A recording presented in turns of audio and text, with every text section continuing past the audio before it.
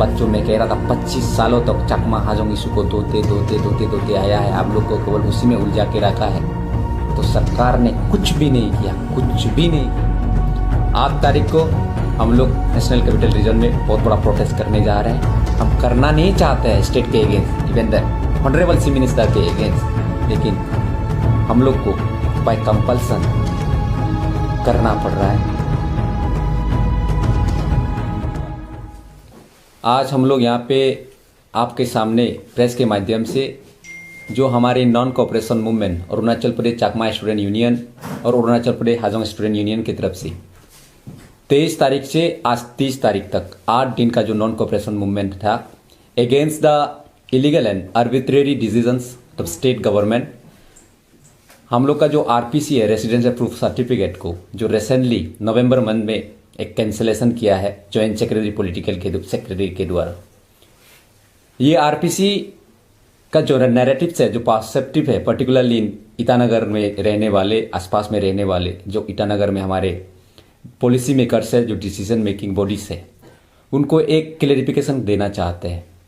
ये आरपीसी एक डोमिसाइल नहीं है, ये आरपीसी एक कोई पीआरसी नहीं है।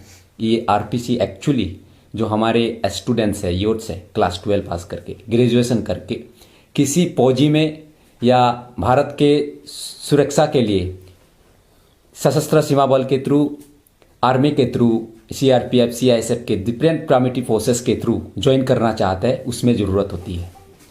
इसमें स्टेट का जो जॉब है, स्टेट के जो हमारे लोकल इंडिजिनस भाई बहन हैं, उसका कोई जॉब में कोई इस तरह का इंक्रोचमेंट नहीं है, ना डायल्यूशन है।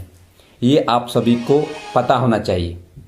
उसके साथ साथ ये भी कहना चाहूँगा आप लोग को कि जो एजुकेशनल इंस्टीट्यूट फर्दर जो हायर एजुकेशन हमारे बच्चे पढ़ने जाते हैं, उसमें इस तरह का कोई भी इस आरपीसी से कोई फर्क पड़ने वाला नहीं है लोकल लोगों को। It is very clear that RPC is not diluting the indigenous rights, RPC is not encroaching the indigenous rights of the people of Arunachal प्रदेश।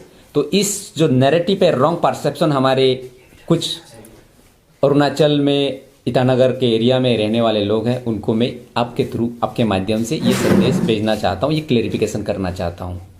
ये नॉन कोऑपरेशन मूवमेंट हमारे लिए आज जो हमने कहा है, ये समाप्ति नहीं है। स्टेट गवर्नमेंट का जो ये इलीगल और आर्बिट्रेरी डिसीजंस के अगेंस्ट में हम दिल्ली में, नेशनल कैपिटल रीजन में और वेरियस नॉर्थ ईस्ट स्टेट में, इंक्लूडिंग मेट्रो सिटीज़ में, हम लोग ये आवाज़ सरकार तक पहुंचाने के लिए पूरी प्रयास करेंगे। और आगे इसका जो अप्रोच होगा, मूवमेंट होगा, बहुत ही एग्रेसिव वे में होगा। इसलिए मैं ये सरकार से कहना चाहता हूँ, स्टेट गवर्नमेंट ऑफ अरुणाचल प्रदेश को कहना चाहता हूँ, हमारी मांग कोई बहुत बड़ी मांग नहीं है, एक छोटी सी एड्रेस प्रूफ की बात कर रहे हैं, जो हमारे बच्चों की चाहिए, जो हमारे यूथ को चाहिए। मैं ये कहना चाहता हूँ, सुनने में आया है, कुछ लोगों से ये भी पता चला कि हमारे कुछ पैरामिलिट्री फोर्सेस में ऑलरेडी ज्वाइन किए हैं, अपॉइंटमेंट भी मिला है, और कुछ ट्रेनिंग करके भी हम यहाँ पे इनका अपॉइंटमेंट कैंसिल हो गया है और यहाँ पे घर में बैठे हैं अभी। ये बोझ जो बच्चे वहाँ पे ना पढ़ने के कारण और पैरामिलिट्री फोर्सेस और सिक्योरिटी पैरामिलिट्री फोर्सेस में ना ज्वाइन करने के कारण घर में आके जो बैठे हुए हैं, ये बोझ केवल हमारे चकमा हाजोंग लोगों का, कम्युनिटीज़ का नहीं है।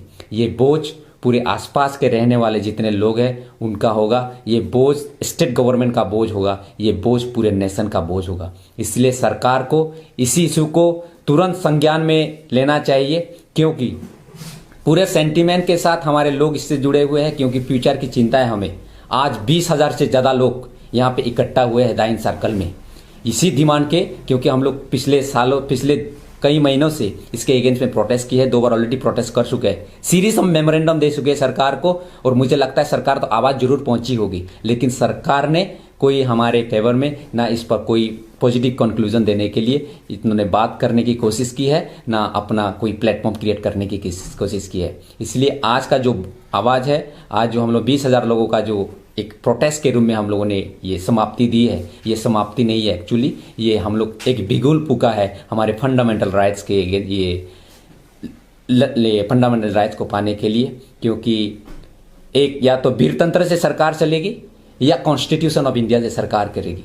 क्योंकि सरकार ने वीरतंत्र के प्रेशर से ही इस तरह का आर्बिट्रेरी एंड इलीगली डिसीजन लिया है। आरपीसी किसी पर्टिकुलर कम्युनिटी, किसी इंडिजिनस पीपल का राइट्स को डाइल्यूट नहीं कर रहा, हम आपके सामने ये कहना चाहते हैं।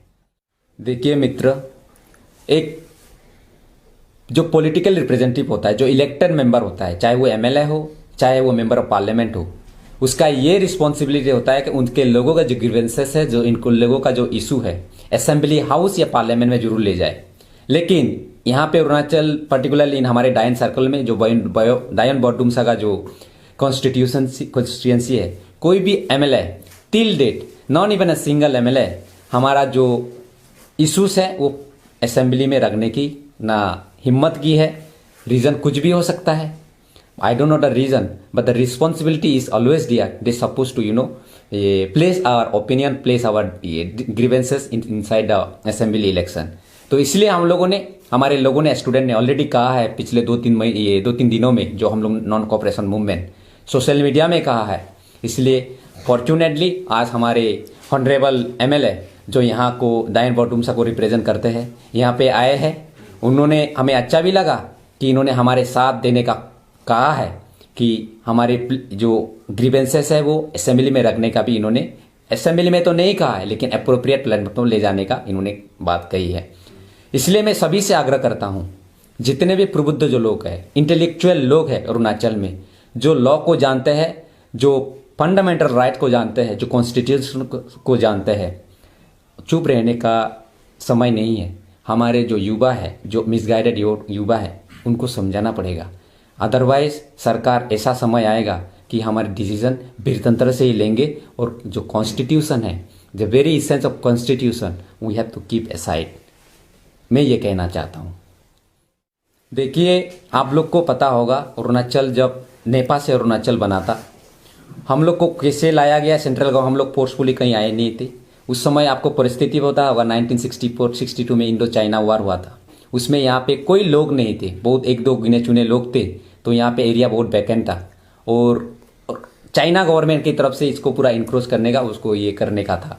लेकिन एक सिस्टमेटिकली, एक वेरी एक प्लान्ड वे तरीके से सेंट्रल गवर्नमेंट ने ये डिसीजन लिया, हम लोग को यहाँ पे बसाया है, परमानेंटली रखने के लिए लाया है। लेकिन जब अरुणाचल स्टेट गवर्नमेंट बना, उसके बाद सरकार, जो पिछले गवर्नमेंट, जो हमारे अनफॉर्चुनेटली उनका नाम लेना पड़ रहा है, गेगोंग अपोंग सर जी, 25 सालों तक ना कोई डेवलपमेंट किया है, ना कुछ किया है।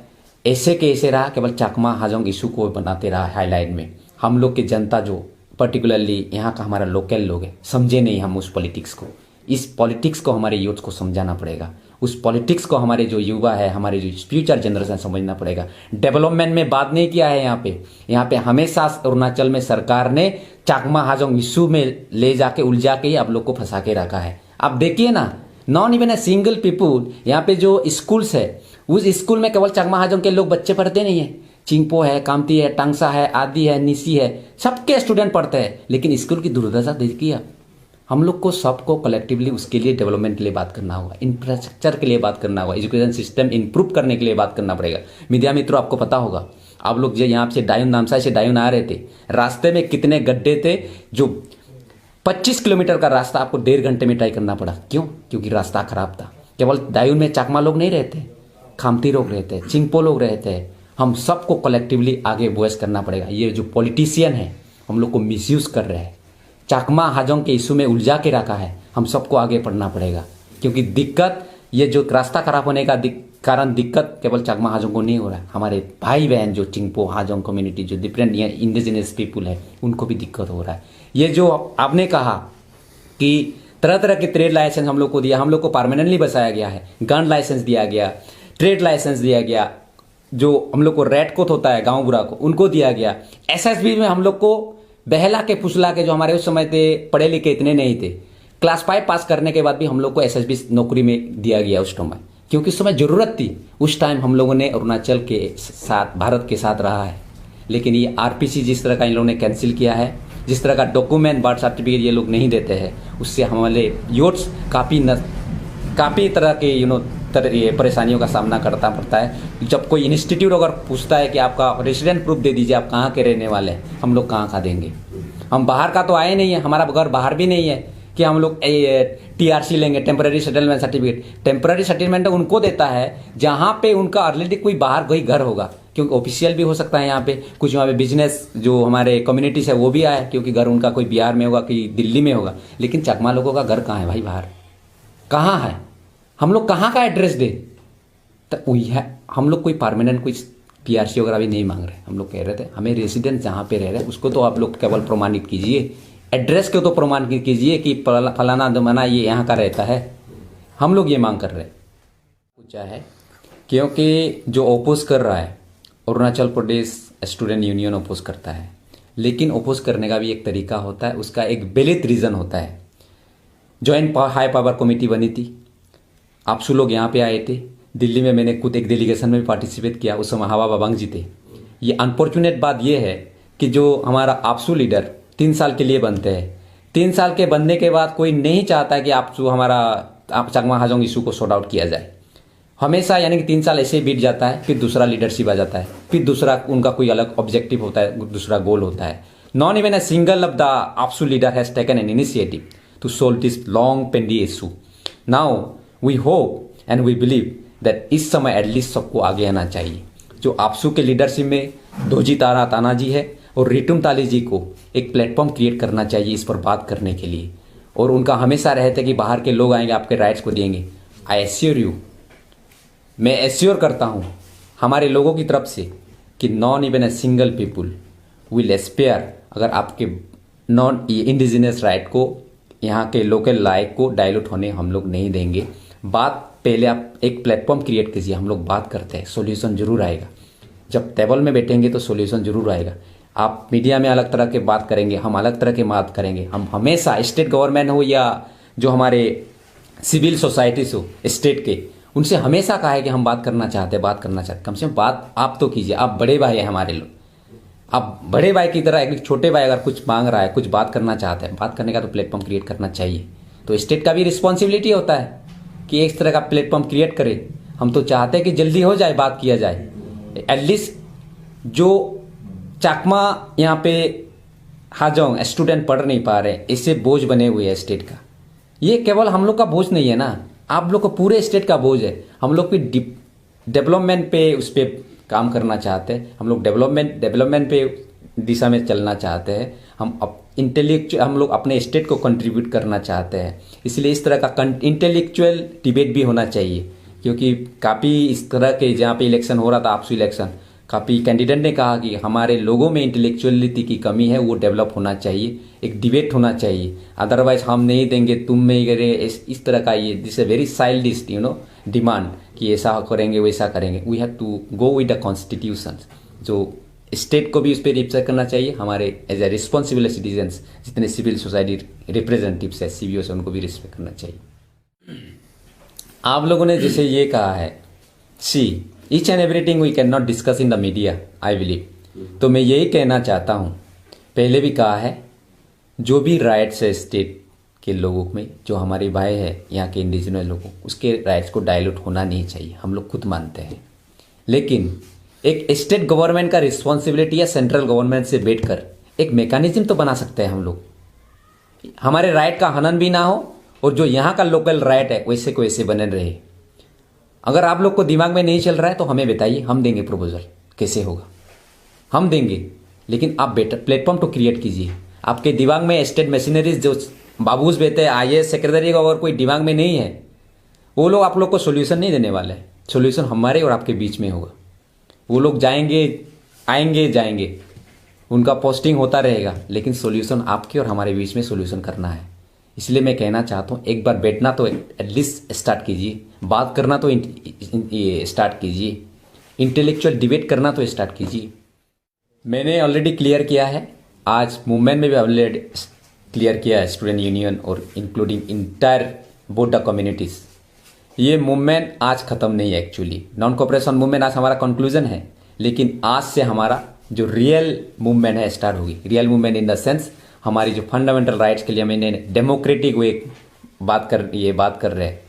8 तारीख को हम लोग नेशनल कैपिटल रीजन में बहुत बड़ा प्रोटेस्ट करने जा रहे हैं। हम करना नहीं चाहते हैं स्टेट के against, even the honourable chief minister के अगेंस्ट, लेकिन हम लोग को बाय कंपल्सन करना पड़ रहा है, ये वेरी अनफॉर्चुनेट बात है। और हमने ये भी कहा कि डिफरेंट स्टेट में डिफरेंट मेट्रो सिटीज़ में हम लोग ऑलरेडी प्लान आउट किया है। त्रिपुरा में करेंगे, मिजोरम में करेंगे, असम में करेंगे, Bangalore, Hyderabad, Mumbai, Nagpur, Kolkata, various metro cities में हमारे स्टूडेंट विंग्स वहाँ पे लगेंगे, इंगेज करेंगे। और इस तरह का प्रोटेस्ट स्टेट गवर्नमेंट के अगेंस्ट हम लोग को बाय कंपल्सन करना पड़ेगा। ये अनफॉर्चुनेट बात है। हम आशा करते हैं इसके बीच पहले ही सरकार एक पॉजिटिव न्यूज़ हमें दे दे, जिससे कि ये सब हम लोग को करना ना पड़े। कोई नहीं चाहता है कि इस तरह की चीज़ें करना पड़े। और उसके साथ साथ तब भी नहीं मानती है सरकार। हमारे लोग ऑलरेडी हंगर स्ट्राइक के लिए रेडी हैं, क्योंकि उनका फ्यूचर पढ़ के लिख के क्या करेंगे वो लोग। यहाँ पे हम लोग तो वो बच्चे यहाँ पे कोई ड्रग सेलर तो नहीं बनेंगे, कोई ड्रग पेडलर तो नहीं बनेंगे, कोई इस तरह का एंटी सोशल एक्टिविटीज में तो इंगेज नहीं होना है। करना है, अगर सरकार ऐसा चाहता है तो हम लोग बता देते हैं, डायरेक्टली बोलना चाहिए कि इस तरह की एक्टिविटी में अब इंगेज हो जाओ। इनडायरेक्टली मैं समझता हूँ सरकार यही करना चाहता है, लेकिन हमारे लोग, हमारे यूथ्स इस तरह में अभी नहीं जाएंगे। हमारे यूथ्स अभी सेक्रीफाइस करने के लिए रेडी है। मेट्रो सिटीज़ में जाके हम लोग सेक्रीफाइस करेंगे, हंगर स्ट्राइक करेंगे हम लोग। और साथ साथ में आप लोग के सामने कहना चाहते हैं, तब भी नहीं सुनती है, हम अरुणाचल ईटानगर, जो कि एक डिसीजन मेकिंग का एक ये हमारा नेशनल कैपिटल है, ये सॉरी स्टेट कैपिटल है, वहाँ पे जाएंगे हम लोग। जाएंगे, हम किसी से लड़ाई करने के लिए नहीं जाएंगे।